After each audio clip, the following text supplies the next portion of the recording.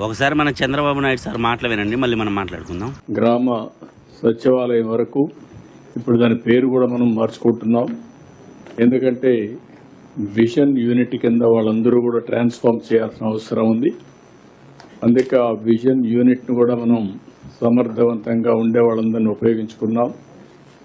Sir నిజమైన vision అన్న visionary అన్న అది జగన్మోహన్ రెడ్డి గారికే వర్తిస్తుంది సార్.